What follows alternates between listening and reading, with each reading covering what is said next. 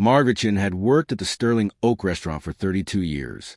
Her hands trembled slightly these days as she carried the heavy trays, but she never complained.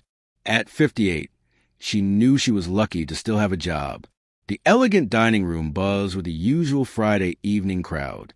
Margaret moved between tables with practiced grace, her black vest pressed crisp, her white shirt spotless. Then she saw him at table 7.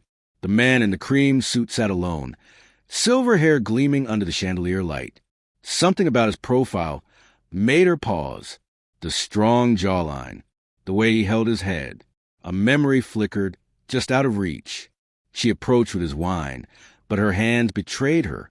The glass tilted. Deep red wine cascaded across his expensive jacket, blooming like a wound across the cream fabric. Margaret gasped. The entire restaurant fell silent. "I'm so sorry," she whispered, her voice breaking. "I'll pay for the cleaning. Please, I'm so sorry." The man stood slowly.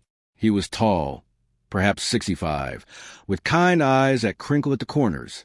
Instead of anger, something strange crossed his face. Recognition, confusion, wonder. "It's all right," he said softly. Then his eyes locked on her name tag. Margaretchen. She nodded, confused by his gentle tone. His face went pale. "Chun, are you related to David Chun from San Francisco? He had a restaurant on Grand Avenue back in the 70s. Margaret's heart stopped. "That was my father. How did you—" "I'm Robert Chun," he said quietly. "I think I'm your brother." The tray slipped from her hands, clattering to floor. The manager rushed over, but Robert raised his hand. "Please, give us a moment. I'll cover any damages." He pulled out a chair. "Margaret, sit down. Please."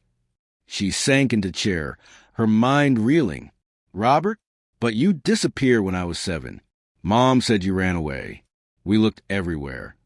His eyes filled with tears. "I didn't run away. I was kidnapped." The story spilled out in the quiet corner where they moved. Robert had been 14, walking home from school, when a couple pulled him into a car. They took him to Oregon, gave him a new name, kept him isolated.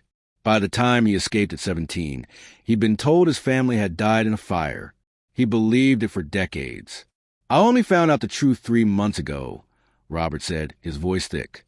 "A friend helped me search adoption records, missing persons files. I found Dad's obituary from 1998, then Mom's from 2005. I've been searching for you ever since."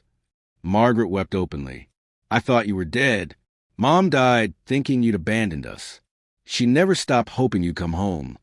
"I tried," Robert whispered. "After I escaped, I went back to San Francisco. But the restaurant was gone. The house was sold. I had no money, no way to search properly. I was just a kid." They talked for hours after the restaurant closed. Margaret learned her brother had built a software company, that he'd become wealthy but never found happiness. He'd married briefly, had no children, spent decades wondering about the family he'd lost. "I drove past this restaurant 3 times before coming in," Robert admitted. "I was terrified. What if you didn't remember me? What if you didn't want to know me?" Margaret gripped his hands.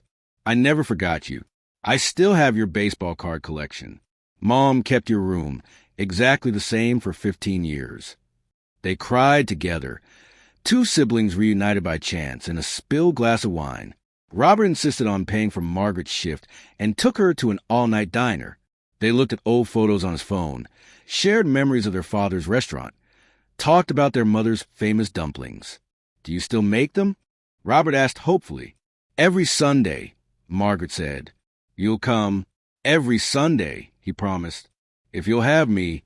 6 months later, Robert sat at Margaret's dining table, surrounded by her 3 grown children and 5 grandchildren. The house was small but warm, filled with laughter and the smell of those famous dumplings. He'd offered Margaret money, a new house, anything she wanted. She'd refused everything except one thing, his presence. Every Sunday, without fail.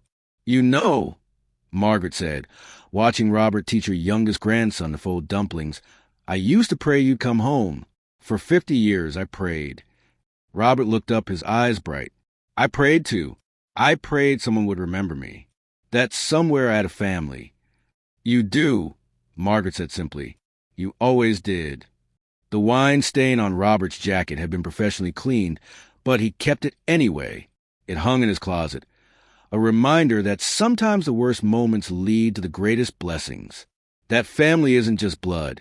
It's persistence and hope and never giving up. And that sometimes, after 50 years of searching, you find your way home. If this story touched your heart, please like, share, and subscribe for more heartwarming tales. Leave a comment below telling us about your own reunion stories or the family members you hold dear. Your support helps us keep bringing you these meaningful moments.